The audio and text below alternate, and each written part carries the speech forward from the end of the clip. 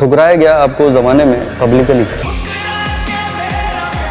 ठुकरा कर मेरा प्यार मेरा इंतकाम देखेगी। हाँ, कीर्ति खरबंदा शी सेड इट जी कि भैया ये गाना इसलिए हिट हुआ है क्योंकि एक्टर ऐसा था, तो आपका नाम नहीं लिया गया।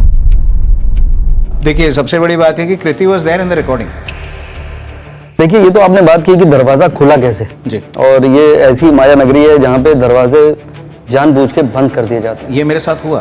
काम देना नहीं देना किसी के हाथ में नहीं है। बिल्कुल। आज अगर कोई ये कहेगा कि इस बंदे को तो मैं कभी जिंदगी में नहीं गवाऊंगा, और वही आदमी देखना 3 साल बाद गवा रहा होगा आपको। ये होता है इंडस्ट्री में, मैं अकेला नहीं हूँ जो इस चीज को फेस कर रहा है। Everybody, even singers like Arijit Singh and Sonu Nigam who are the best in India have also gone through this.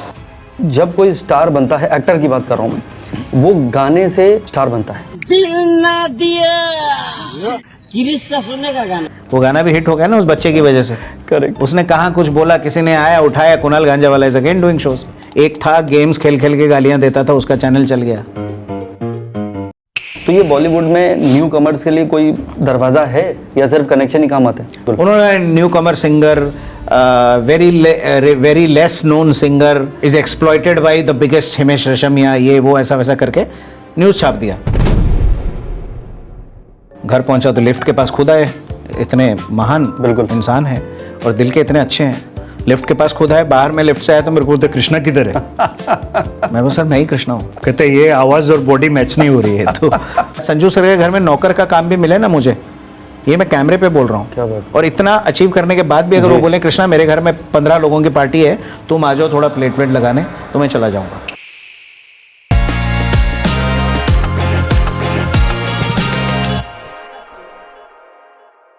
नमस्कार, मैं हूं संदीप कोचर और आप देख रहे हैं सितारों का सफ़र।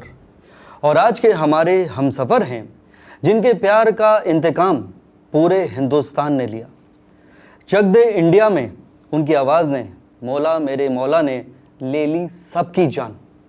One of my favourite song, मैं जहाँ रहूँ मैं भी उन्हीं की रूहानी आवाज़ है। He is one of the very few singers who has sang in 22 different languages। कहने को साथ अपने एक दुनिया चलती है, पर चुपके से इस दिल में एक तन्हाई पलती है, और उसी तन्हाई को हमसे साझा करने के लिए हमारे साथ रूबरू हैं Krishna Barua ji. Welcome to the show Krishna भाई। नमस्कार। बहुत अच्छा लगा and I think we are meeting after very long time. Correct. And मैं आपका दोस्त, आपका एस्ट्रोलॉजर, मैं पॉडकास्टर नहीं हूँ, मैं आपका फ़ैन हूँ। बिल्कुल। और ये बात मैं आपको दिल से कह रहा हूँ। मैं भी बड़ा शुक्रगुजार हूँ आपका, जब लास्ट टाइम आपने बुलाया था अपने ऑफिस में, जो अडानी स्पेसेस या कहाँ पे था उस जगह पर, और आई रिमेंबर के हमारी एक बहुत प्यारी से एक कॉन्वर्सेशन हुई थी आपस में, और आपने बहुत कुछ सजेस्ट भी किया था मुझे कि किस तरह से करियर में क्या क्या चीज़ें हैं जो मेरी कुंडली में नेगेटिव उसमें हैं और उसको किस तरह से आपको ओवरकम करना है। तो काफ़ी कुछ किया मैंने और उससे बड़ा फ़र्क भी पड़ा।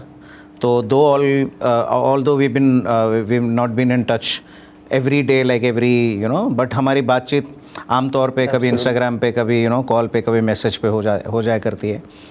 और मैं समझता हूँ इतनी मसरूफियत होने के बावजूद भी आप समय देते हैं, बहुत बड़ी बात है। नहीं, thank you and honour is all mind, because जो टैलेंट है ये बिना डिवाइन ग्रेस के नहीं आता। बिल्कुल। And I think you are blessed that वे।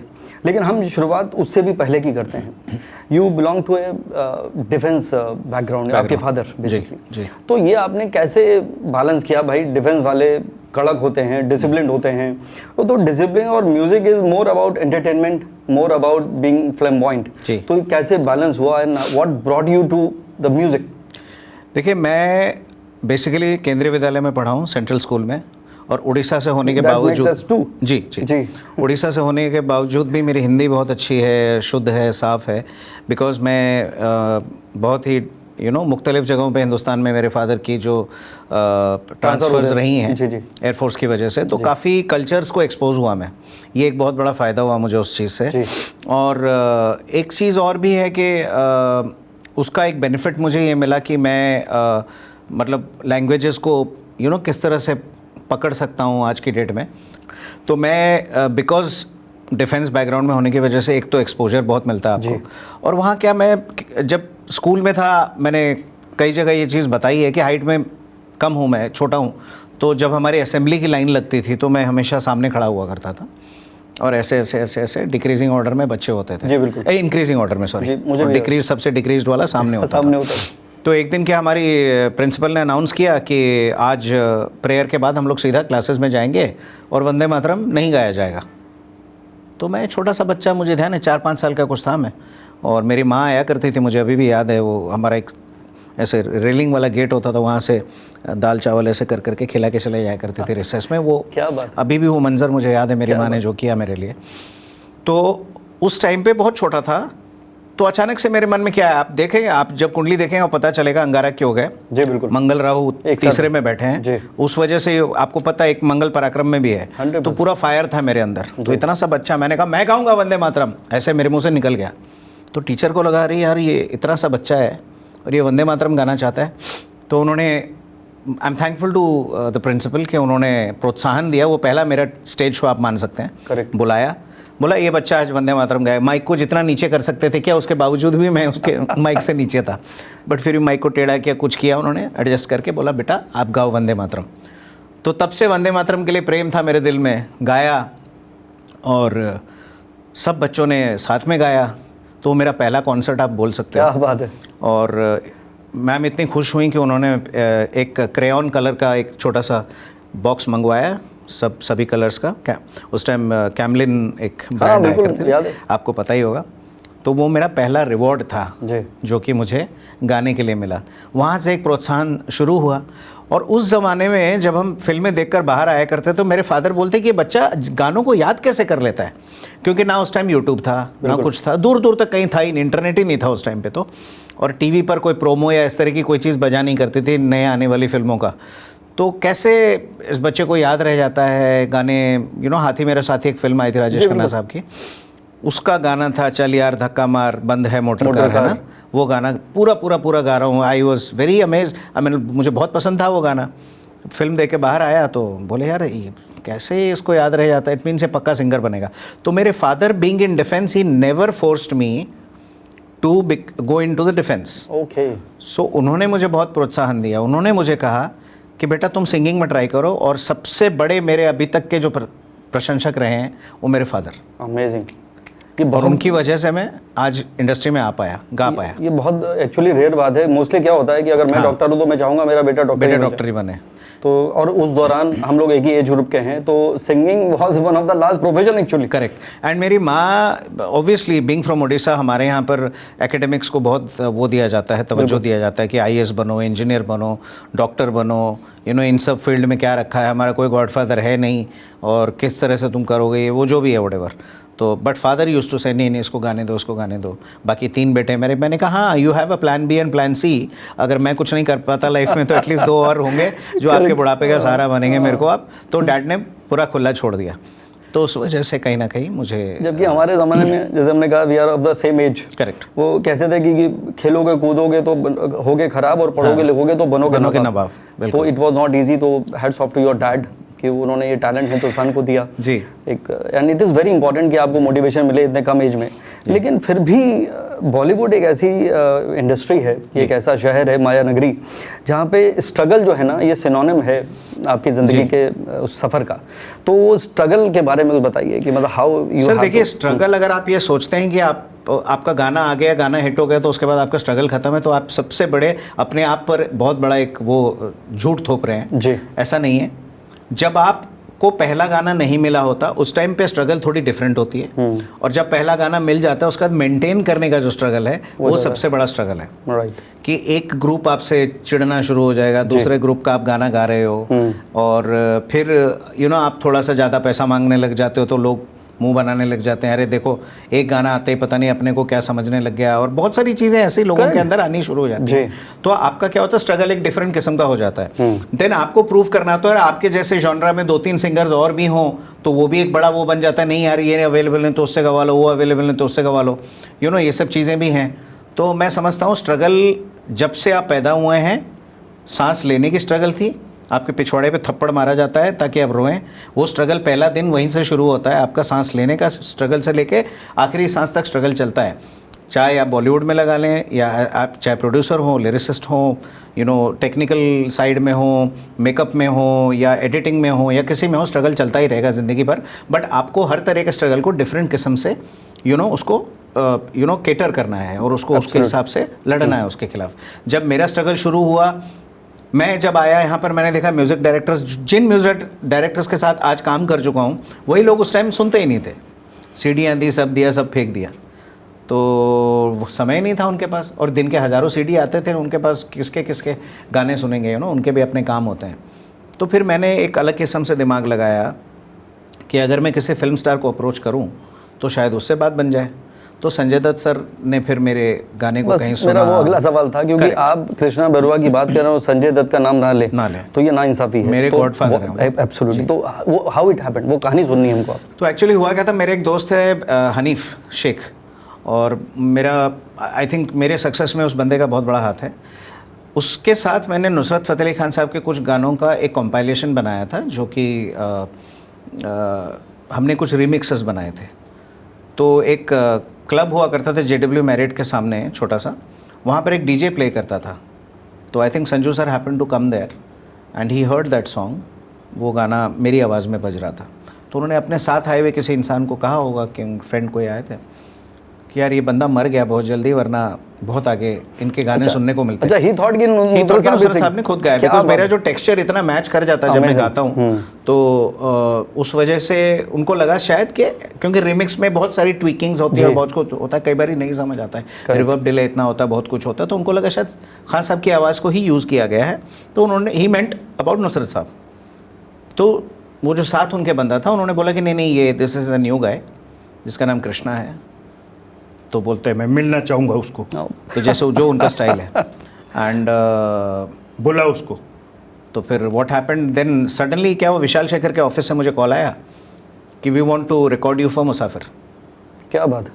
तो मुझे लगा कि जैसे मैं बैकिंग वोकल्स गाता रहा हूँ पहले आनंद राज आनंद जी के लिए और कई कंपोजर्स के लिए, तो बैकिंग वोकल ही होगा फिल्म में, जैसे स्टार्ट से कोई आलाप होती है और फिर कोई और सिंगर गाते हैं पूरे गाने को।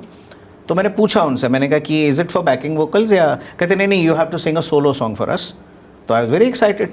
तो विशाल शेखर की भी जस्ट उससे पहले मोसो मोसो हंसी हिट हुआ था, उसके बाद Musafir was there I think second project. तो जुहू में संजय गुप्ता जी के ऑफिस में बुलाया, वहाँ गए हम लोग, वहाँ बैठा 1-1.5 घंटा में बैठा रहा। तो अचानक से संजय गुप्ता साहब बाहर आए, ए Krishna what have you done यार। तो मैं डर गया, मैं उठ के खड़ा हो गया, मैं कहा सर आई डिडंट अंडरस्टैंड। तो कहता है यार Sanju is crazy about your voice, he drinks, he listens to you, he drinks and listens to you, ऐसे ऐसे बोलने लगे। तो मैंने बोला कि अच्छा really, I am very excited to hear this and very happy. तो फिर उन्होंने बात कराई संजू सर से, तो उनकी आवाज़ पहली बार फ़ोन पे सुनी तो मैं हिल गया। अभी भी मुझे याद है इस तरह से कि घर आओ, I want to meet you. तो कट्टू घर पहुँचा तो लिफ्ट के पास खुद आए, इतने महान बिल्कुल इंसान हैं और दिल के इतने अच्छे हैं। लिफ्ट के पास खुद आए, बाहर में लिफ्ट से आया तो मेरे को बोलते कृष्णा किधर है। मैं बोला सर मैं ही कृष्णा हूँ।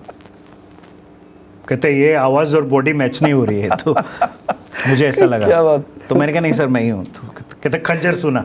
तो फिर मैंने गाया, खंजर है तेरी आंखें, तलवार तेरी आंखें, जिंदा न रहने देंगी ऐ यार तेरी आंखें। जब ये गाया तो उन्होंने देखा, कहते हाँ फिर आ जा। फिर गले मिले, फिर अंदर लेके गए, बिठाया, चाय वाय पिलाई, मेरे सामने 4 प्रोड्यूसर्स को फ़ोन किया। तो मुसाफिर, रुद्राक्ष, दीवार और रक्त, ये 4 फिल्में इमीडिएटली उन्होंने दी। वहीं से मेरी जर्नी स्टार्ट हुई। Which year it was? 2003। क्या बात है जी। मैं एस्ट्रोलॉजी का हिसाब लगाना, राहु का सेकंड फेस। बिल्कुल जी। तो जैसे लोग, बहुत इंटरेस्टिंग आपने बात बताई, and we must praise Sanjay भाई फॉर दैट कि भाई क्योंकि कोई किसी को पहचानता नहीं है। करेक्ट। ये अंधेरा है इस इंडस्ट्री में, कोई किसी को जानता नहीं है, कोई किसी को। ये पोइट्री बन गई शायद अभी। हाँ। तो आई एम पोइट वैसे। हाँ मुझे पता है आपके। मैंने आपको कितनी बार ये भी गुजारिश की कि आप लिखिए, मैं कुछ कंपोज करता हूँ। आज कैमरे के सामने प्रॉमिस है आपको। जी डन।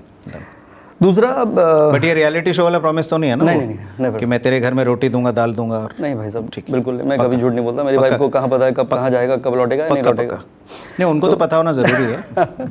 ज़रूरी है जी। तो जैसे इंडस्ट्री में कृष्णा भाई सलमान भाई के लिए कहते हैं कि भाई ये न्यू गेमर्स को चांस देते हैं जी, जी। और ये कई लोगों के माई बाप बने, तो संजय दत्त को भी आप उस कैटेगरी में डाल सकते हैं? बिल्कुल सर। कभी आपको साथ दिया या ही नहीं, बहुत सारे लोगों को उन्होंने हेल्प किया है बहुत। यार मैंने संजू सर का एक बहुत अच्छी चीज़ देखी है कि अगर आप शूटिंग के कपड़ों में हो और मेकअप वेकअप करके बैठे हो, फिर भी आपको कोई पुराने जानने वाला आ जाए जिसके कि ढंग के कपड़े ना हो और थोड़ा बहुत मिट्टी विट्टी भी लगी हो, तो फिर भी गले लगा लेते हैं। वो कभी ये सोचते नहीं है कि बिकॉज उनको हर तबके के लोग पसंद करते हैं और हर तबके के लोग उनके दोस्त भी रहे हैं अपने टाइम से, जब से वो रहे हैं।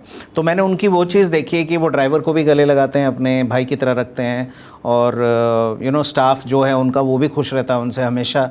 ही is respectful to everybody. Media press से भी प्यार मोहब्बत से बात करते हैं, आपने देखा। तो he is a very great person by heart. Salman भाई के बारे में बहुत मैंने सुन रखा है और जानता हूँ कि बहुत लोगों को उन्होंने ब्रेक दिया है, बट मैं कभी पर्सनली अनफॉर्चुनेटली मिल नहीं पाया। बट मैं जानता हूँ कि कहीं ना कहीं दिल से वो भी बहुत अच्छे हैं। वो बात अलग है कि वो थोड़ा क्रोध उनका संजू सर से अगर देखोगे कंपैरेटिवली ज़्यादा है उनके दिल में, वो थोड़ा गुस्सा जल्दी हो जाते हैं। जी, जितना मैं जानता हूँ। तो I can't claim unless I am very close to him, but still I know if you compare Sanju sir and Salman sir, then I think Sanju sir थोड़ा कम गुस्सा होते हैं और सलमान सर जल्दी गुस्सा हो जाते हैं। तो वो वाली बात है। तो उनके भी ऑब्वियसली कुंडली में कोई डेफिनेटली ऐसे स्टार होंगे जो moon and Mars are together हो सकता है। Moon and Mars, okay, moon and Mars are together, okay जी। तो देखिए, ये तो आपने बात की कि दरवाज़ा खुला कैसे जी, लेकिन ये बॉलीवुड है और ये ऐसी माया नगरी है जहाँ पे दरवाजे जानबूझ के बंद कर दिए जाते हैं। ये मेरे साथ हुआ। उसके बाद क्या हुआ, संजू सर का जब सेकंड टर्म के लिए वो गए, जेल चले गए दोबारा से जी, तो जो लोग इस बात से चिढ़ते थे कि Sanju sir always talking about me, कि इस लड़के को क्यों बार बार प्रमोट कर रहे हैं, कौन है भाई ये, कहाँ से आया है, कोई किसी बड़े प्रोड्यूसर का बेटा नहीं है, किसी बड़े म्यूज़िक डायरेक्टर या सिंगर का बेटा नहीं है, फिर भी इसको संजू सर क्यों इतना सपोर्ट कर रहे हैं। तो वो जो लोग खुंदक पाल के बैठे थे, जाने के बाद फिर आ गया, हाँ भाई अब बताओ, अब इसको नहीं गवाएंगे। तो they started giving all the songs to Kailash Kher. So that is the time when Kailash and me, we both were two singers of the same genre. सुकी सर तो बहुत आगे निकल गए थे उस टाइम पे, जो 3 लोग इस हाई पिच में और इस तरह के रेंडिशंस किया करते थे उस ज़माने में। सुखविंदर सर तो ऑलरेडी आगे बहुत निकल गए थे, बिकॉज छैया छैया और बहुत सारे गाने उनके ऑलरेडी हिट हो गए थे। बट मैं और Kailash we were like same, we started together, तो फिर क्या हुआ कि उन्होंने कैलाश खेर को ज़्यादा मेरे को बता के कि हम कैलाश को दे रहे हैं गाना, just because you always took Sanjay Dutt's name this and that, मुझे स्पेसिफिकली बोल कर ये गाना कैलाश को दिया गया। तो आपका दरवाज़ा बंद हुआ, तो उनका दरवाज़ा खोलने के लिए कोई खड़ा था क्या? नहीं, वो अपने नसीब से उनका दरवाज़ा खुला होगा। मैं ये नहीं कहता कि मेरी वजह से उनको काम मिला है, उनकी वजह से मेरा काम गया है, ये कहना हार्श होगा। क्योंकि सबको अपने नसीब का मिलता है, सबको अपने प्रारब्ध यहाँ पे चुकाने होते हैं, उसके बाद होता है। लेकिन हाँ, लेकिन कुछ लोगों ने स्पेसिफिकली मुझे बोला ये बात फ़ोन पर कि Krishna, just because you refuse to sing for us, I didn't refuse anybody. मैंने कहा एक बार खाली संजू सर के कान में डाल दीजिए कि आपको मुझे इस गाने में गवाना है। सी ऑब्वियस बात है, अगर कोई आपको चांस देता है, इट इज़ वेरी अनप्रोफेशनल कि मैं हर जगह हाथ फैलाना शुरू कर दूँ अपने, कि यहाँ भी मौका मिला तो यहाँ भी घुस जाऊँ, वहाँ मौका मिल रहा है वहाँ भी घुस जाऊँ। तो it will be a disgrace on my part कि मैं जिन्होंने मुझे ब्रेक दिया उनका रिस्पेक्ट ख़राब कर रहा हूँ, बिकॉज वो बहुत बड़ा नाम है इंडस्ट्री के, और वो उस टाइम पे बहुत फिल्में कर रहे थे। कांटे वॉज अ बिग हिट, मुसाफिर आई, उसके बाद उन्होंने जिंदा की, जिंदा में भी मेरे 2 गाने थे, और धीरे धीरे ऐसे कर करके मुझे दूसरे गाने मिलने लगे। लेकिन इंडस्ट्री है, इंडस्ट्री में कोई दोस्ती ज़्यादा दिन नहीं टिकती, कोई दुश्मनी ज़्यादा दिन नहीं टिकती। तो लोगों ने बुलाना शुरू कर दिया। तो हिमेश जी ने बुलाया, आशिक बनाया आपने में वो गाना हिट हुआ, आपकी कशिश सरफरोश है मेरा गाना। एक लाइन आपकी कशिश सरफरोश है, आपका नशा यूं मदहोश है, क्या कहें तुमसे जाने जा, गुम हुआ होश है।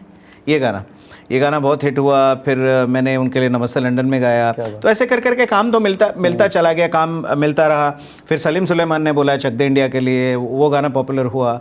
तो ऐसे कर करके काम तो मिला, लेकिन जिस तरह से ऊपर गया था उस हिसाब से मैं अगर संजू सर रह जाते, नहीं जाते सेकेंड टर्म प्रिजन, तो आई थिंक मेरी कहानी कुछ और लिखी गई होती। बट नेवरदलेस स्टिल जब तक आप जिंदा हो, मेहनत करो, अपना काम करो, और कभी भी ये हिम्मत हारना नहीं चाहिए ज़िंदगी में। जो भी बच्चे देख रहे हैं, फेलियर आप अगर मान लोगे कि ये फेलियर है तो वो फेलियर है। वो होता है कि आपके नसीब में कोई चीज़ नहीं थी, वो किसी और के नसीब में थी, उसको मिल गई। तो कभी भी ये मत सोचना कि नहीं यार मेरा ये गाना रीडअप हो गया, वो हो गया, तो मैं कैसे करूँगा आगे। सबका एक दिन मुकर्रर है। What I believe in and what I say very strongly, every person has a different timeline. Absolutely. और आपके टाइम लाइन पे ही आपका फुल जो कहते हैं ब्लॉसम होगा। और उसका अगर हो गया है, आपका नहीं हुआ, तो इसका मतलब नहीं कि आपकी बारी नहीं आएगी। भगवान ने अगर आपको इस मुंबई महानगरी में, इस नगरी ने सबको दिया है और आपको भी देगा। और मैं समझता हूँ अगर आप यहाँ किसी वजह से टिक गए हो तो सक्सेस आपको मिलेगा ही मिलेगा। बहुत अमेजिंग। अपने टाइम का इंतजार करो। ये बहुत अच्छा आपने मैसेज दिया है सबके लिए, बिकॉज ये वाकई अंधेरा है, ये माया है। सर ये जगह ऐसी है जहाँ माँ मुंबा देवी का आशीर्वाद है, सिद्धि विनायक जी का आशीर्वाद है, बाबा हाजेली का आशीर्वाद है, ठीक है। तो यहाँ पर कोई, मुझे नहीं लगता कि कोई इंसान अनसक्सेसफुल हो सकता है किसी तरीके से। तुम जो भी बिलीफ लेकर आओ, उस बिलीफ को पकड़ लो, तुम्हारा प्लेसिबो तुम्हें हेल्प करेगा, और वो उसका हाथ तो हमेशा तुम्हारे सर पे है ही है। तो मैं समझता हूँ ये चारों तरफ से मुंबई महानगरी जो है ना, उसको ब्लेसिंग्स, डिवाइन ब्लेसिंग्स प्राप्त हैं। तो हर इंसान को वो प्राप्त है। जो लोकल ट्रेन में सुबह बेचारा उठकर जाता है अपने जॉब पर, कभी उसको भी सक्सेस मिल सकता है। बड़े छोटे छोटे लोगों को बड़े बड़े लोग बनते हुए देखा, और बड़े बड़े लोगों को छोटा बनते हुए भी देखा है। ये शहर मुंबई है, और सलाम है इस शहर को और शहर के स्पिरिट को। नादान है जो कहते हैं तकदीर बदल नहीं सकती, नादान है जो कहते हैं तकदीर बदल नहीं सकती, उन्हें क्या पता कितने हाथ उठते हैं रोज़ दुआओं में। रोज़ दुआओं में, बिल्कुल सही बात। खूबसूरत। So I believe in the same thing. Put a smile on every person's face you meet, random people. What I do is, मैं कहीं किसी बिल्डिंग में जाता हूँ, गार्ड को सलाम करता हूँ। मैं गाड़ी खुद चलाता हूँ, लेकिन जो भी गार्ड करते हैं मैं उनको यूँ सलाम करता हूँ पहले। तो समटाइम्स दे आर सरप्राइज्ड कि ये कैसे कर रहा है, बट वो आदमी के मुंह में एक स्माइल आ जाती है कि अरे यार साहब, आप इतनी बड़ी गाड़ी में आप हमको सलाम कर रहे हो। मैं कहा बिल्कुल, आप खड़े हो हमारे लिए, हमारे स्वागत में, हम आपको सलाम करेंगे। तो उसके चेहरे पे एक स्माइल दे दी। चलते चलते किसी बड़ा पाव वाले को बोल दिया, भाई और सब सेट, सही चल रहा है आपका बिजनेस, धंधा सही चल रहा है, सिलेंडर विलेंडर मिल रहा है कि नहीं मिल रहा है, गैस मिल रही है कि नहीं मिल रही, थोड़ा सा पूछ लो। अनजान है तो भी क्या, वो एक स्माइल आ जाता है, अरे साहब का हम आप बताएं, हम क्या बताएं आपको, तकलीफ तो है लेकिन चल रहा है, किस तरह से ज़िंदगी चल रहा है।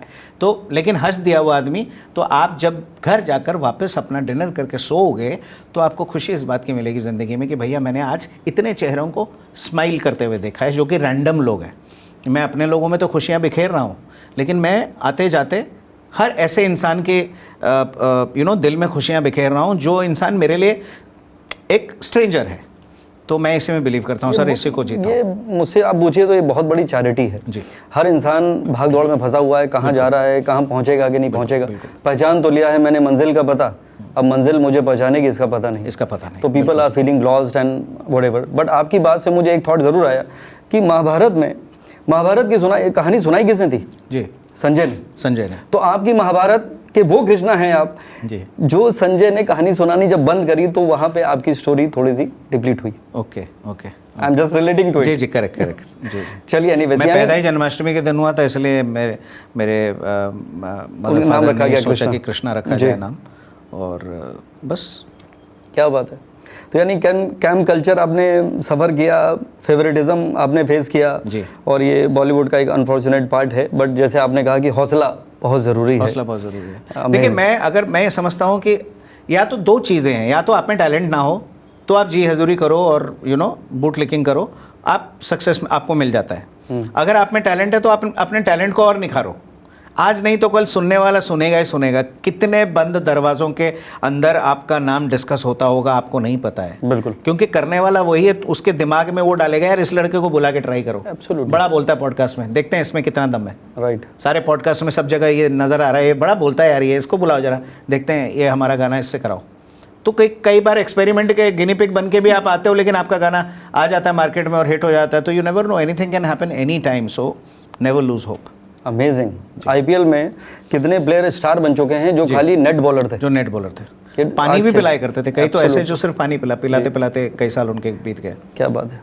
एक चीज़ ज़रूर है जहाँ पे थोड़ा सा एक आयरनी है कि जब कोई स्टार बनता है, एक्टर की बात कर रहा हूँ मैं, वो गाने से स्टार बनता है। बिल्कुल। एक्टिंग का नंबर बाद में, एक्टिंग लोग भूल जाते हैं, गाने के थ्रू उसको याद रखते हैं। आज आप कोई भी गाना किशोर कुमार का गुनगुना लीजिए तो आपको किशोर कुमार से ज़्यादा वो एक्टर याद आएगा कि राजेश खन्ना के ऊपर ही गाना फिल्माया गया था।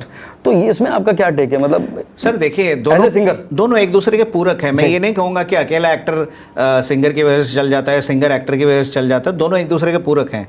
बिना म्यूजिक के हम इंडियन फिल्म इंडस्ट्री में कई लोगों ने कोशिश करी म्यूजिक लेस फिल्में बनाने की, लेकिन इंडिया में कामयाब नहीं है संभव।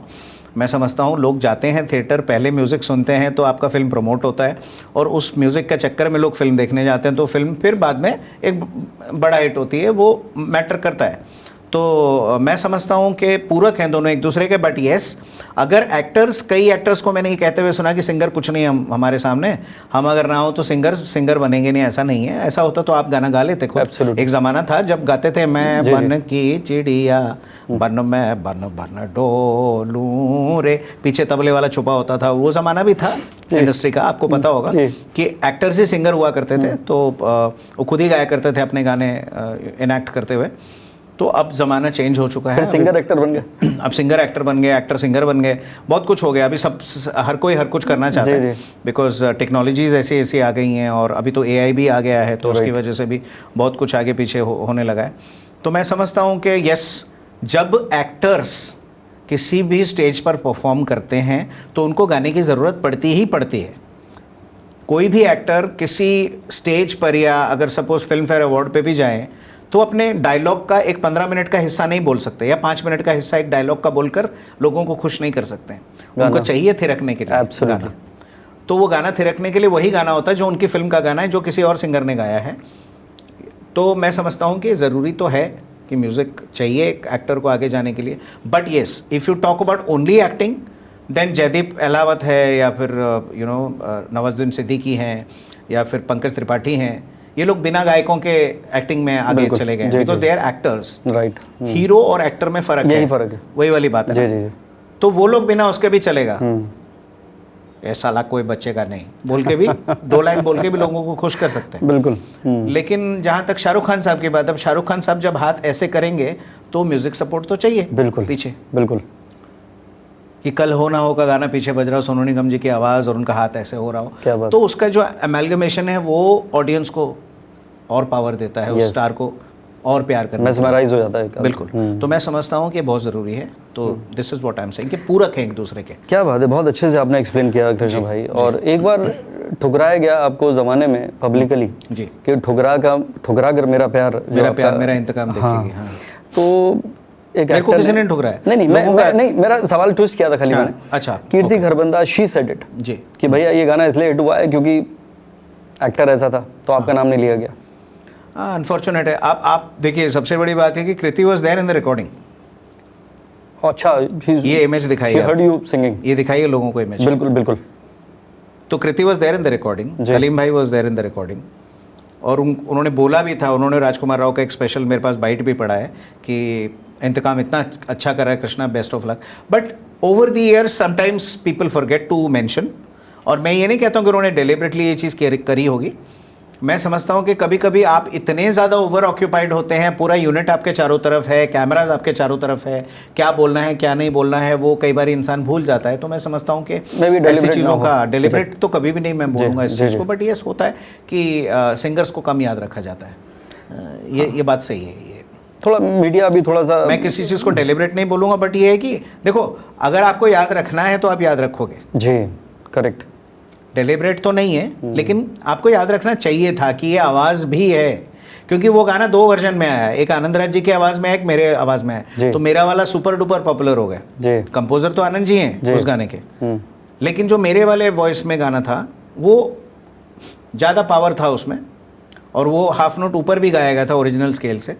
तो मुझे लगता है कि कहीं ना कहीं रत्ना सिन्हा जी को वो चाहिए था कि कंटेम्प्रेरी पेन उस गाने में, जब हमने इस गाने को ई में गाया, ई एक स्केल होता है। हाँ, मुझे नहीं पता, गा के बताएंगे तब मुझे पता चलेगा। तो ई में ये गाना गाया था हमने पहले, मैं गाऊंगा। तो ई के बाद मैंने गाया तो बोलते कृष्णा यार थोड़ा सा और पेन चाहिए, कुछ हो सकता है। मैंने कहा इसको एफ कर देते हैं, एफ से फट जाएगा पूरा गाना, तो और ज़्यादा पावर आ जाएगा। तो फिर F से जब इस गाने को गाया तो गाना बहुत पावरफुल लगा। उन्होंने बोला जो मुझे दिखाना है कि वो अपनी बीवी के ही घर आके रेड मार रहा है और सारे कपड़े इधर उधर फेंक रहा है, कपबोर्ड तोड़ रहा है, सोफे तोड़ रहा है, दिस एंड दैट, तो वो पावर फिर उस से आएगा। डिवास्टेटिंग कैसा? करेक्ट।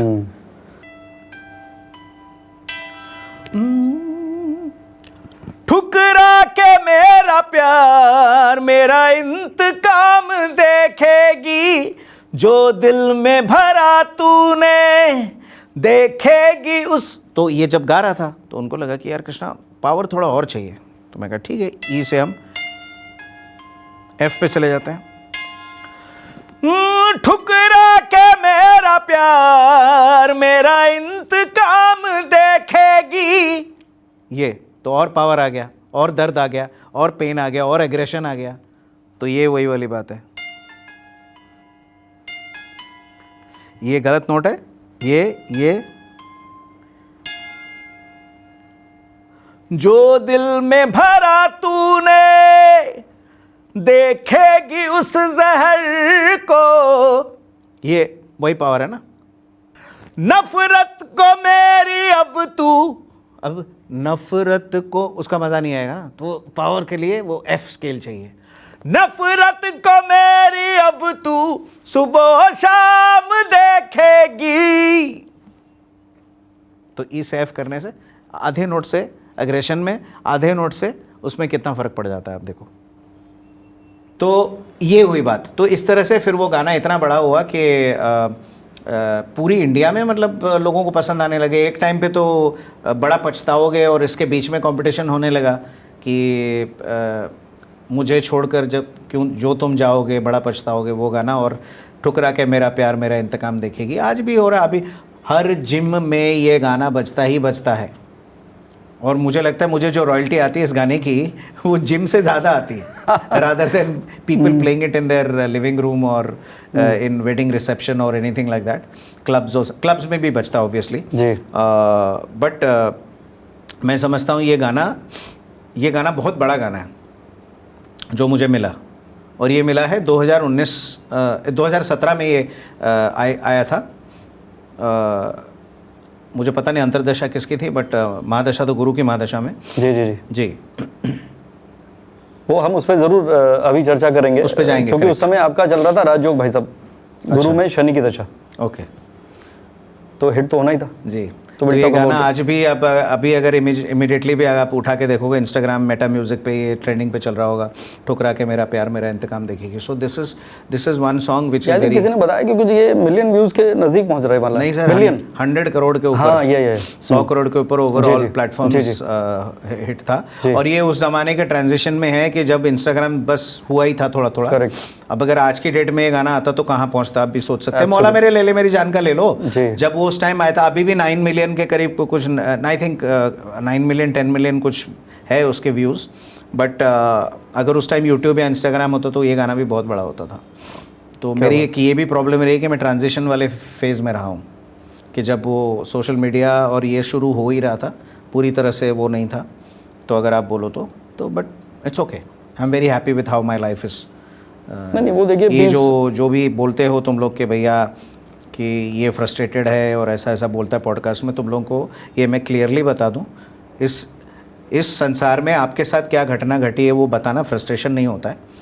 जब मुझे मौका मिला बोलने का तब मैंने बोला, जब मौका नहीं था बोलने का तो मैं आप तक नहीं पहुंच सकता था किसी माध्यम के थ्रू, तो नहीं बोल पाया। और दूसरी बात ये है कि ऐसा जो बोलते हैं वो अपने गिरेबान में झांक कर देखें कि तुमने अपनी लाइफ में कितना अचीव किया है। जो तुम किसी एक अचीवर को इतना कुछ बोलते हो तो वो चीज़ का तुम्हें भी ध्यान रखना चाहिए। एब्सोल्युटली, शीशे का घर।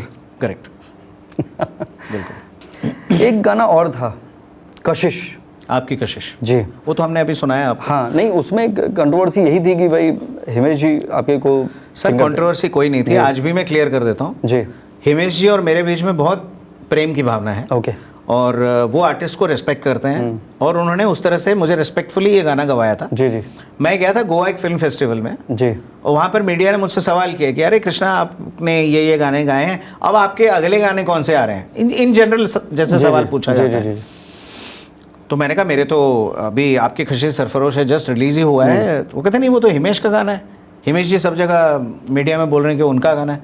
मैं कहा उनका गाना है मतलब गाया उन्होंने नहीं है, गाया मैंने है। पहला मुखड़ा अंतरा मैंने गाया, सेकंड अंतरा उनका है। उस टाइम तक मिक्स होके गाना मतलब पता नहीं था फिल्म में कौन से पार्ट जाएंगे जी। तो मैंने ये ऐसा कहा मीडिया को। तो मीडिया ने क्या करा, कुछ लोग मीडिया में ऐसे थे जिनको मसाला बनाना था। बिल्कुल। उन्होंने new Qamar singer, very less known singer is exploited by the biggest Himesh Reshammiya, ये वो ऐसा वैसा करके न्यूज़ छाप दिया ताकि लोगों को ये पुट रहे हो कि उन्होंने जानबूझकर मेरी आवाज़ में गाना रिकॉर्ड करके अपना गाना बोल दिया। मैंने बोला हिमेश जी का गाना है, उन्होंने कंपोज किया है, उन्होंने गाया भी है उसमें कुछ पार्ट, तो उनका गाना तो बोलूँगा ही ना कि उनका गाना है। करेक्ट। और मैंने अपना गाना बोला तो अपना गाना मतलब मैंने गाया है उसको, तो मैंने कुछ गलत स्टेटमेंट नहीं दिया था। बट मीडिया ने तोड़ मरोड़ के उसको ऐसे पेश कर दिया कि वो फिर लगा ऐसा कि उन्होंने मुझे जानबूझकर एक्सप्लॉइट किया है। तो रात को 11:30 बजे हिमेश जी का कॉल आया, अरे कृष्णा तुम मुझे बोल देते यार, ऐसे तुमको दिक्कत थी तो मैं पूरा गाने तुम्हारी आवाज़ में कर देता है, कम्प्लीटली इरेज कर देता। मैं कहा सर मैंने पहली बात तो ऐसा कुछ बोला नहीं है, और मुझसे ज़्यादा मीडिया तो आप जानते हो because you been around the media for a long time. तो फिर उनको बात समझ आई कि ये ऐसे ऐसे किया गया है। उसके बाद फिर मैं नमस्ते लंदन हैपेंड फॉर मी और तेरी याद साथ है गाना मैंने गाया, और फिर वेलकम में इंशाल्लाह एक गाना था वो भी गाया। तो ऐसा उनसे कोई रिलेशन ख़राब नहीं हो, कंट्रोवर्सी करने की कोशिश की गई थी बट वो बाद में रफा दफा हो गया। पर नमस्ते लंदन में भी कंट्रोवर्सी हुआ था भाई साहब। सर मेरी जिंदगी में अब ये तो आप बताओ देख करके मेरा अगला डायलॉग वही है, हर गाने में कंट्रोवर्सी क्यों आ जाती है, केतु की वजह से है क्या मुझे नहीं पता। कृष्णा को महाभारत के लिए ज्यादा याद किया जाता है। करेक्ट। तो मेरे हर गाने में कुछ ना कुछ कंट्रोवर्सी राहत फतेह अली खान साहब को क्रेडिट ज्यादा दिया गया, जबकि वो अनफॉर्चुनेट हमारे देश में ये है कि बाहर के सिंगर को ज़्यादा तवज्जो दिया जाता है। और इसका जो मोस्ट इम्पॉर्टेंट पार्ट है जो क्रॉस है इस गाने का वो मेरी आवाज़ में है, और वो गाना उठता ही वहीं से है बेसिकली। बट यहाँ ठीक है, हमारे यहाँ पर थोड़ा सा वो देते हैं कि भाई कोई यूके से आ जाता है अगर फलाना लड़का हमारा इंडियन या लड़की कोई, और यहाँ गाने की कोशिश करती है और एक्सेंट में बात करती है, सबसे मिलती है what you doing today, we can meet today and you know do some music together। तो उसको लगता है कि अरे यार ये बंदा एक्सेंट में बात कर रहा है, तो आई थिंक ये ज़्यादा पावरफुल है, इसके साथ काम करो। बशर्ते कि मैं वहाँ चला जाऊँ और बोलूँ नमस्कार जी कैसे हैं सर, और कुछ नया अगर हो तो हमें बताइएगा, बड़ी प्रसन्नता होगी आपके साथ काम करके। वो लगता है कि गंवार है, तो वो लेवल नहीं आ पाता उनको। में भी ऐसा फील होता है कि भाई वल्नरेबल है, इसको एक्सप्लॉइट किया जा सकता है। Rather if I start talking to you, do your podcast like this today, Sandeep. You know, you're a nice guy, and I talk to you like this, and suddenly एक वो आपका वो चेंज हो जाएगा, जॉनर बदल गया आपका कि बंदा का जॉनर ही अलग है, बंदा अलग ही उससे बिलोंग करता है। अब मैं तो यार हर भाषा में हर एक्सेंट में बोल सकता हूँ, जहाँ जहाँ गया हूँ, जिन जिन कंट्रीज़ में वैसे बात कर सकता हूँ। हम तो देसी एक्सेंट में भी अभी आपसे बात किए कि भैया कैसे बात करते हैं, भैया सिलेंडर आ नहीं रहा हमारे घर में, तो वो भी हो गया, तो हम ऐसे कर सकते हैं। वो तो मैं एक्टिंग किया हूँ, तो मुझे रहा है Indian theatre, Chandigarh department of Indian theatre से मैंने MA किया। और मैं समझता हूँ कि एक सिंगर के अंदर ये होना बहुत ज़रूरी है, मिमिक्री, तभी आप गानों को एक वो दे सकते हो। देखिए ठुकरा के मेरा पैर, मेरा तो कोई ब्रेकअप नहीं हुआ जी बिल्कुल कि मैं इतना अच्छा ब्रेकअप एंथम गा दूँ, बट वो कॉम्पोजिशन इतनी अच्छी बनाई थी आनंद जी ने। और फिर जब मैंने गाया अपने पिच के हिसाब से, मेरे को F के स्केल में जब वो गाना मिला गाने को, तो गाना लोगों के दिल तक उतर गया, हिट हो गया। तो इमोट करने के लिए सिंगर को ज़रूरी नहीं कि वो सब हरकतें करनी ज़रूरी हैं। अभी कोई किसी का मर्डर हो जाता है, उसके ऊपर एक गाना गाना है, तो ज़रूरी थोड़ी कि आपने वो मर्डर किया हो अपनी ज़िंदगी में तभी आप उस गाने में मर्डर का इमोशन दे पाओगे। वो इमोशन देना नहीं देने के लिए आपको अंदर से एक एक्टर होना ज़रूरी है, because playback it's not independent music के कोई भी किसी भी आवाज़ में आप गाना गाते हो, जो आपका ओरिजिनल आवाज़ है उस पर आप गाना गाते हो, और उसके लिरिक्स इतने अच्छे होते हैं, उसका म्यूज़िक इतना अच्छा होता है कि लोगों को पसंद आ जाता है। वैसा नहीं है। फिल्म में आप जब भी कोई गाना गाते हैं वो एक सिचुएशन पे होता है, या तो रोमांटिक सिचुएशन होता है, या तो किसी की मैयत होती है, या फिर मेरी PhD ऐसे लोग गानों में है, किसी की मैयत जा रही है, कोई शहीद हो गया देश के लिए, और कोई आप देशभक्ति की बात करो आप, या फोक की बात करो, या सैड बात करो, किसी की डेथ हो गई, किसी का ब्रेकअप हो गया, तो ज़्यादातर गाने मेरे करियर में इस तरह से रहे हैं। हालांकि एक क्लब ट्रैक भी मैंने गाया, चस्का चस्का बदमाश कंपनी में, जो कि बहुत पॉपुलर हुआ, प्रीतम का म्यूज़िक था उसमें। तो मैं समझता हूँ कि ऐसा नहीं है, सिंगर को हर तरह का इमोशन इमोट करना आना चाहिए। अगर हाँ एक प्लस पॉइंट बन जाता है, अगर आपकी ज़िंदगी में कुछ घटना घटी है और आप में वो पेन आ गया है आपकी आवाज़ में, तो मैं समझता हूँ कैलाश खेर जैसे हैं, उन्होंने बहुत स्ट्रगल देखा है अपनी लाइफ में, तो कहीं ना कहीं उस वजह से उनकी आवाज़ में वो दर्द और वो कशिश जो है उनकी आवाज़ में इसलिए आया हो, मे बी बिकॉज उन्होंने वो चीज़ देखी है, वो यू नो ट्रेन स्टेशन पे सोना और ये हाँ, तो journey all over the journey हो सकता है। But I been very lucky with God's grace कि मैं ऐसे कोई मिसहैप्स मेरी लाइफ में नहीं हुए जिसकी वजह से मैं इमोशन कर पाता हूँ गानों में। चक दे इंडिया का गाना था जब मौला मेरे ले ले मेरी जान हमने रिकॉर्ड किया, तो सलीम सुलेमान के स्टूडियो में था मैं, सलीम भाई ने मुझे दिखाया कि ये सीन है, उस टाइम बीजीएम भी साथ साथ चल ही रहा था फिल्म का, तो यहाँ पर शाहरुख खान साहब हमारे तिरंगे को देखते हैं and that pride in his eyes and the tears and everything that happening and he's crying and the song kicks in मौला मेरे ले ले मेरी जान because उनको गद्दार कह दिया गया था। तो वो देखने के बाद फिर मुझे इमोट करने के लिए आया कि मैं किस तरह से इस गाने को इमोट करूं, और कॉम्पोजिशन डिड द 90% जॉब, 10% मैंने किया अपनी तरफ से और वो गाना अमर हो गया। This is how it works. नहीं, absolutely I can relate to it. मैंने एक पोइट्री लिखी थी और बिल्कुल इसी सिचुएशन पे, जब जैसे मैं भी कई बार मोहब्बत बेवफाई पे लिखता था और being a astrologer people used to you know जज यू समटाइम्स, अब कम कर दिया मैंने, तो उस पर मैंने एक पोइट्री लिखी थी एकदम आपकी सिचुएशन पे है कि कब समझेगा ज़माना इस शायर के दिल को, कब समझेगा ज़माना इस शायर के दिल को, चोट खाए बिना भी दर्द को लिखना पड़ता है। क्या बात है, बहुत खूब बहुत खूब, चोट खाए बिना भी दर्द को लिखना पड़ता है। Very good. तो I can relate to it what you are saying, amazing. Sandeep ji, आपके लिखे हुए चीज़ों का मैं समझता हूँ म्यूज़िकल कन्वर्जन होना बहुत ज़रूरी है। मैं समझता हूँ जैसे दिल पे ज़ख्म खाते हैं जान से गुज़रते हैं, यू नो जुल्म सिर्फ इतना है कि तुमको प्यार करते हैं। क्या बात। तो ये वाली चीज़ें, इस तरह की जो शायरी मैं समझता हूँ आप बहुत बेहतरीन लिखते हैं और कहीं ना कहीं आपके गानों का एक म्यूज़िकल रूपांतरण होना चाहिए। तो हम जैसे आप प्रॉमिस कर चुके हैं कुछ करते हैं साथ में 100%, and let's collaborate, do some good, लोगों को कुछ अच्छी शायरी सुनने को भी मिले, यू नो। डन है, सब डन है। तो खाली मुझे आप एक बात और बताइए कभी आपको, मुझे मालूम है एस्ट्रोलॉजिकली ये क्वेश्चन रॉन्ग है, एस्ट्रोलॉजिकली रॉन्ग है, लेकिन पब्लिक के पॉइंट ऑफ व्यू से पूछ रहा हूँ कि जब आप आवाज़ उठाते हैं आपको डर नहीं लगता है? क्योंकि इंडस्ट्री में दरवाजे बंद हो जाते हैं और मैंने बहुत ही कम लोग ऐसे देखे हैं इस इंडस्ट्री में जो आपकी तरह बेबाक होते हैं। जी, मेरे आप देख रहे हो थर्ड हाउस में मंगल राहु, मंगल पराक्रम में भी है, मंगल राहु भी तो है। ऐसे लोगों को मैं क्या कहता हूँ, मैं सॉरी कट कर रहा हूँ जी, आपका जब बोलना सीख रहे थे ना, तो आपने सबसे पहली लाइन क्या बोली थी मालूम है? क्या? Nothing is impossible. Nothing is impossible, correct. तो ये है मंगल राहु, ये मंगल राहु। तो आपको क्या क्या क्या देखिए, पहली बात तो मैं ये बड़ा क्लियर करना चाहूँगा कि मैंने जो भी बोला है वो मेरे साथ घटित घटनाओं के बारे में डिस्कशन की है। मैंने किसी का पर्सनली नाम लेकर किसी को गलत नहीं बोला है। हालांकि गलत करने वाले लोग इतने हैं कि मैं अगर लिस्ट अभी बैठ के गिनने लग जाए, एक पॉडकास्ट पूरा सिर्फ लिस्ट के ऊपर ही हो जाएगा कि कितने कितने लोगों ने कहाँ पे किस किस पग में गलत किया, किसी ने पैसा मार लिया, किसी ने पैसा खा लिया, किसी ने यू नो मेरा षड्यंत्र करके किसी और का गाना वहाँ डलवा दिया, ये कर दिया। बहुत सारे लोगों ने बहुत तरह के काम किए। ये होता है इंडस्ट्री में, मैं अकेला नहीं हूँ जो इस चीज़ को फेस कर रहा है। Everybody, even singers like Arijit Singh and Sonu Nigam, who are the best in India, have also gone through this. You're right.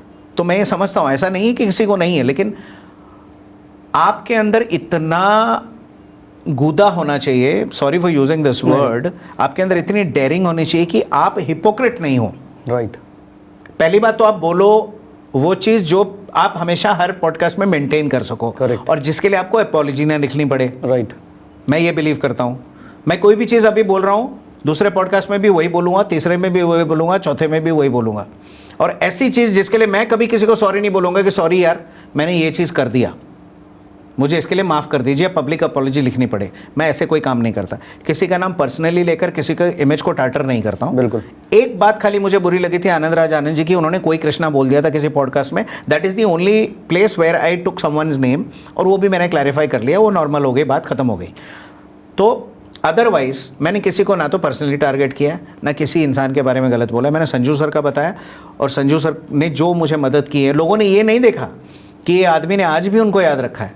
मैंने ये बात भी बोली थी कि आज संजू सर के घर में नौकर का काम भी मिले ना मुझे, ये मैं कैमरे पे बोल रहा हूँ। क्या बात। और इतना अचीव करने के बाद भी अगर वो बोले कृष्णा मेरे घर में 15 लोगों की पार्टी है, तुम आ जाओ थोड़ा प्लेट वेट लगाने, तो मैं चला जाऊँगा। क्या बात।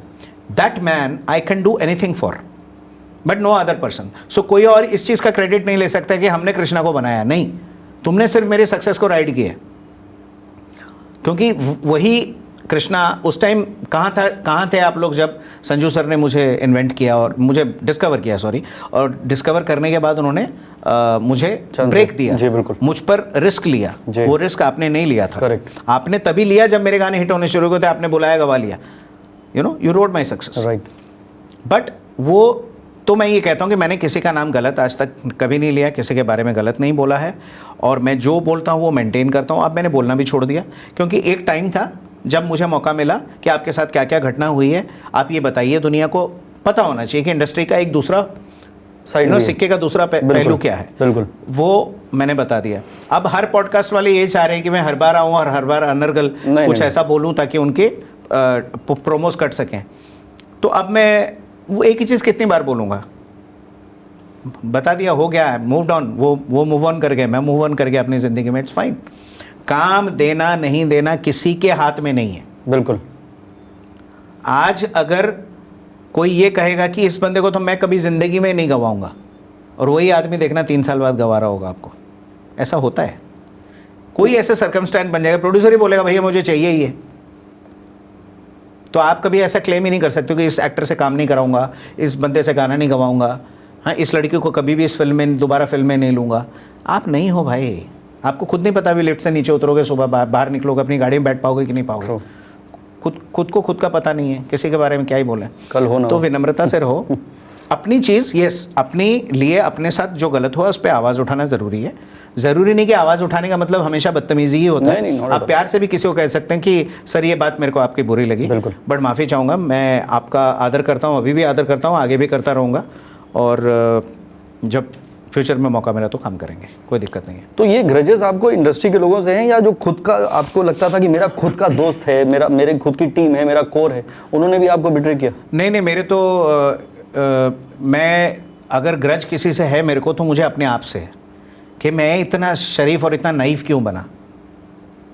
मेरे माँ बाप ने मुझे अच्छे संस्कार दिए थे कि बेटा दूसरे का भला करो, तुम्हारा भला होगा। मैं तो इसी के हिसाब से अपनी ज़िंदगी लेके चल पड़ा। कर भला हो भला। हाँ, कर भला हो भला, बट यहाँ नहीं होता सर, या कर बुरा तो हो भला, इस पॉलिसी पे चलती है।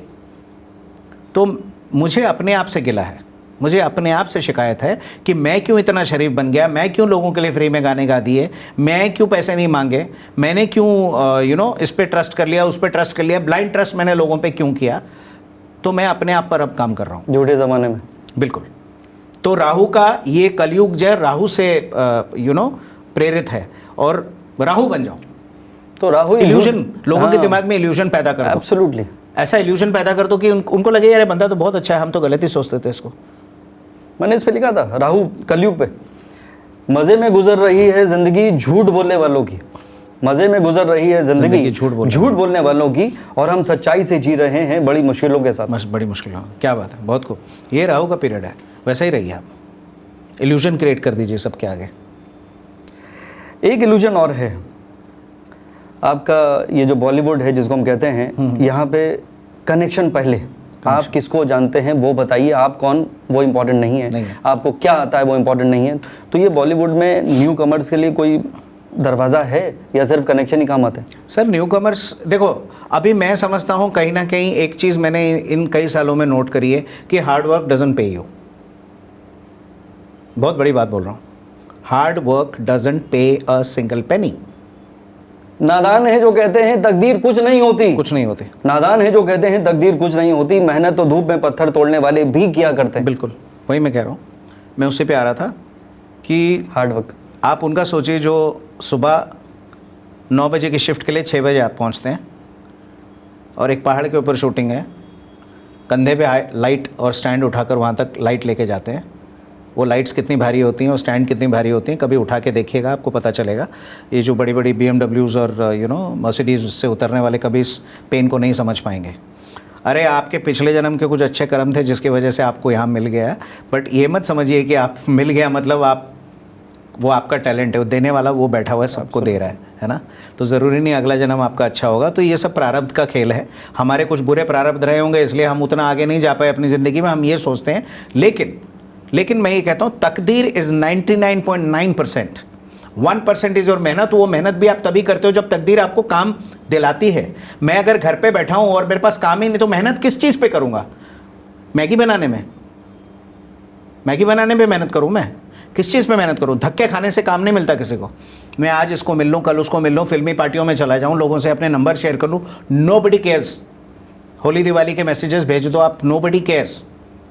जब उनको ज़रूरत होगी आपको पता नहीं कहाँ से काम आ जाएगा, वो ऊपर वाला देने वाला बैठा, महादेव जब तुम्हारे सर के ऊपर बैठा है, तुम किसी को क्या बोलोगे? लोग मुझे सर कहते हैं, मैंने ये चीज़ आज इस पे गाना लिख डाला है जो कि कॉपीराइटेड है, तो कोई यूज़ मत करना।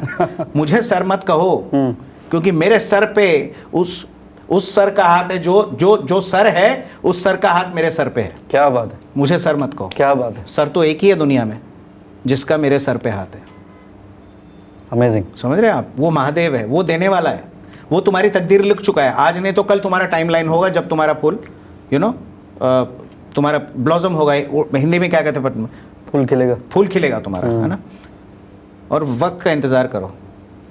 मैंने कितने लोग देखे हैं जो लाइट उठाते एक ज़माने में, आज बड़े बड़े प्रोडक्शन हाउसेस खोल के बैठे हुए, ऐसे लोग भी हैं इंडस्ट्री में। तो मिलने को कब किसको क्या मिल जाएगा कुछ पता नहीं, और कौन सा बड़ा आदमी नीचे आ जाएगा, ज़मीन पे बैंकरप्ट हो जाएगा, कुछ पता नहीं। बड़ी बड़ी कंपनीज बैंकरप्ट हो जाती हैं सर।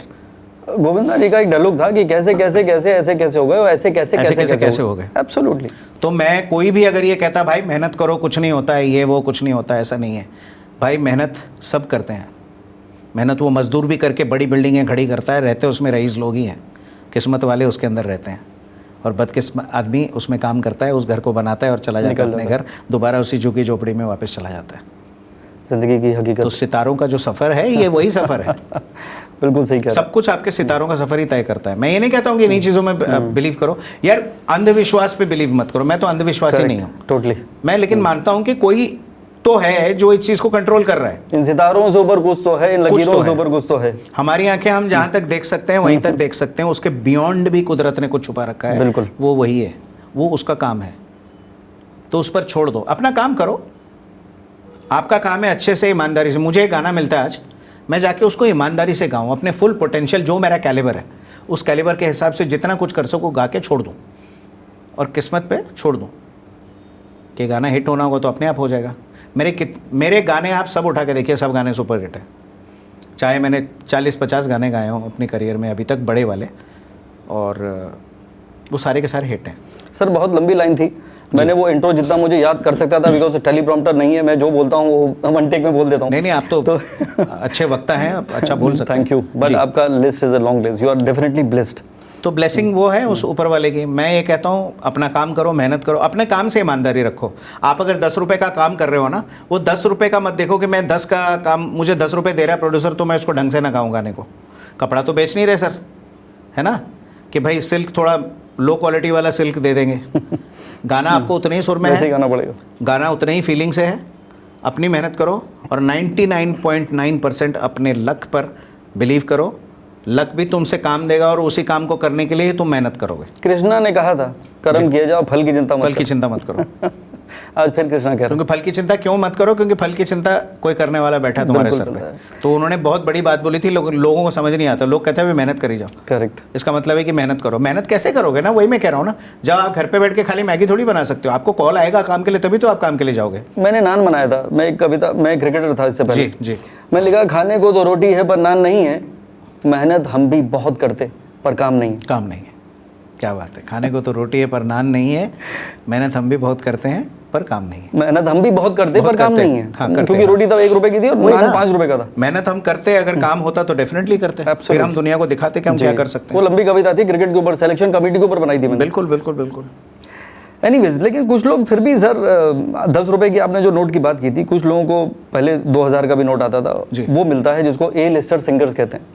तो ये डिस्क्रिमिनेशन क्यों, मतलब डिस्क्रिमिनेशन क्यों? हाँ, मतलब ये टैलेंट के हिसाब से नहीं। आप है सर, MBA वाले को ज़्यादा सैलरी मिलेगी, नॉन MBA वाले को कम मिलेगी।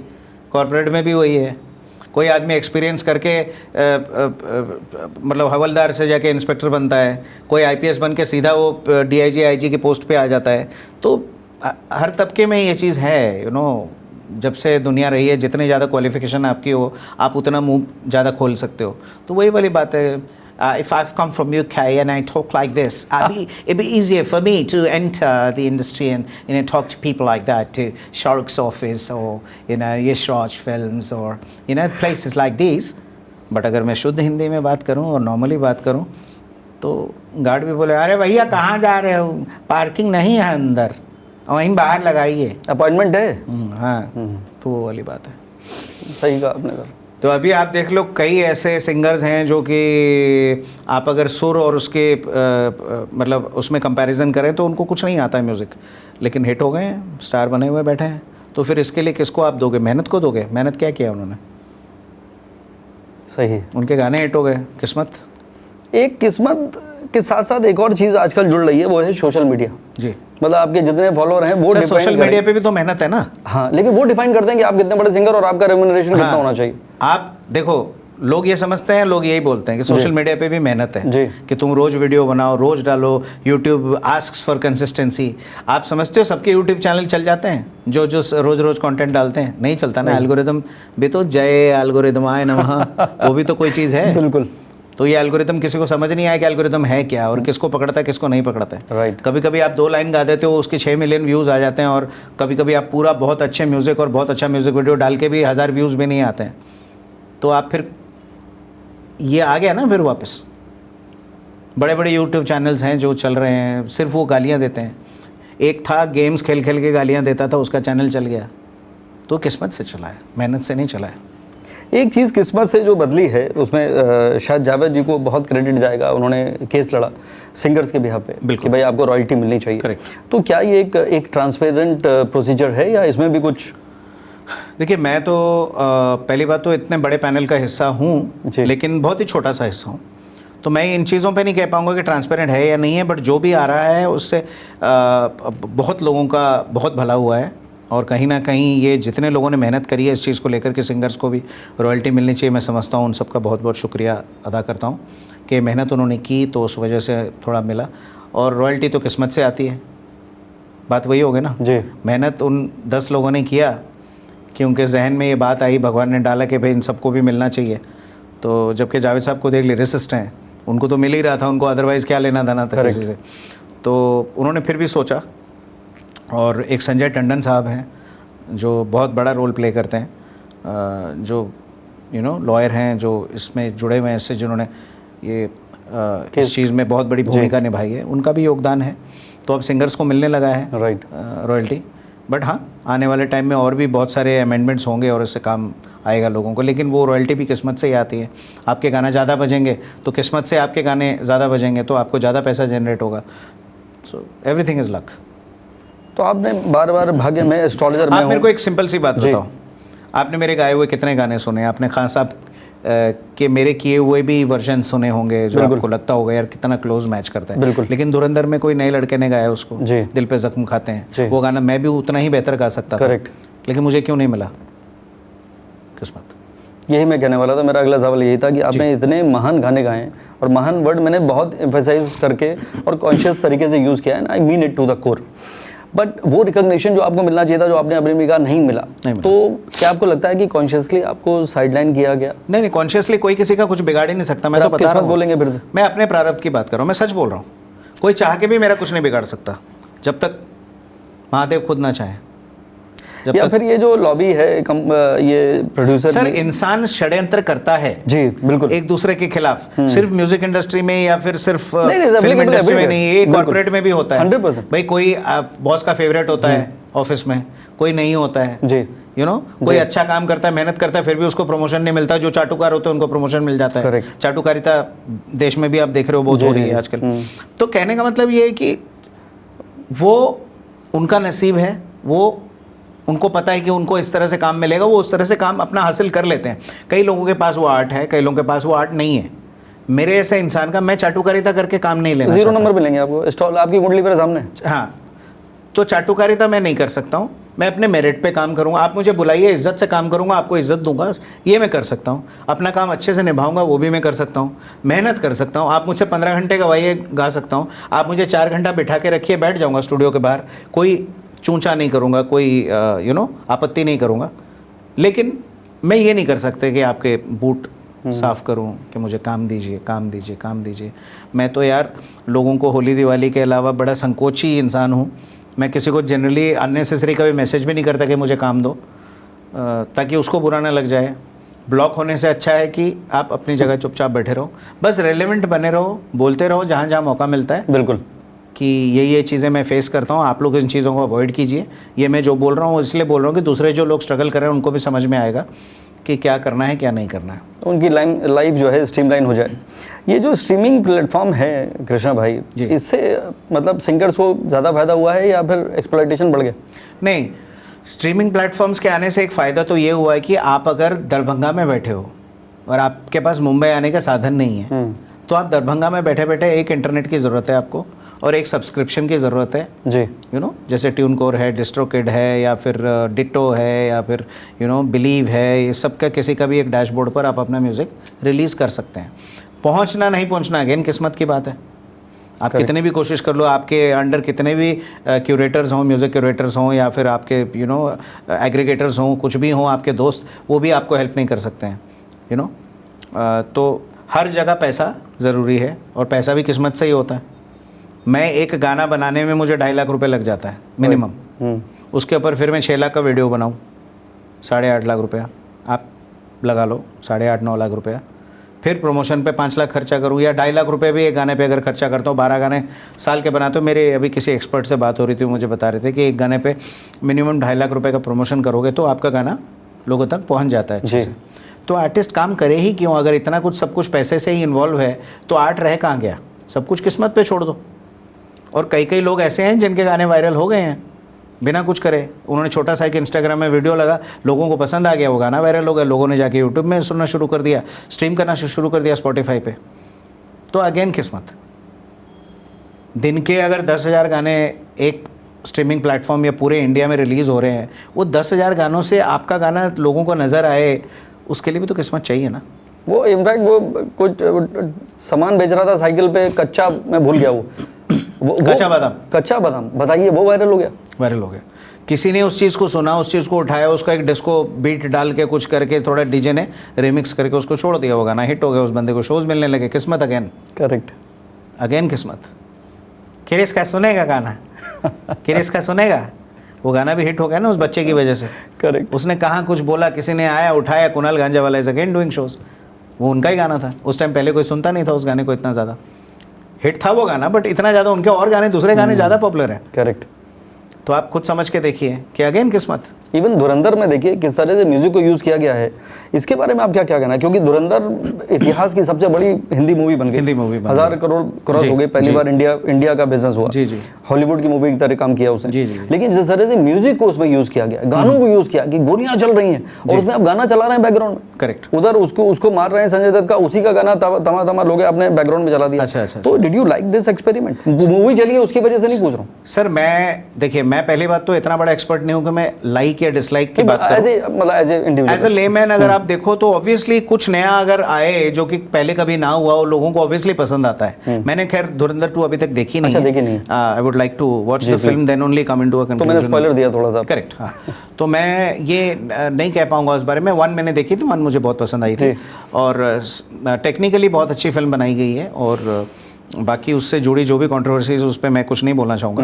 बट ये इतना ज़रूर कहूँगा कि यस, एक ईमानदार कोशिश है एक फ़िल्म बनाने की, जो कि फ़िल्म जिस तरह से बनाई जाती है वैसे बनाई गई है, टेक्निकली बहुत स्ट्रॉन्ग बनाई गई है, एडिटिंग बहुत अच्छी है, म्यूज़िक बहुत अच्छा है, और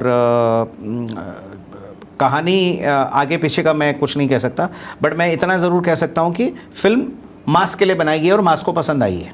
लोग उसको at the end of the day that is the win win situation for a director, right? कि हम फिल्म बनाते किसके लिए? अपने लिए नहीं बनाते दुनिया के लिए, पब्लिक के लिए। और पब्लिक को क्या पसंद आता है? पब्लिक को वही पसंद आता है जो एक नया ट्रेंड बन जाता है, जो किसी और ने नहीं किया, आपने कर दिया। बाहुबली क्यों इतनी बड़ी हिट हुई थी? राइट, कुछ नया राजमौली साहब ने किया था। बिल्कुल, ठीक है।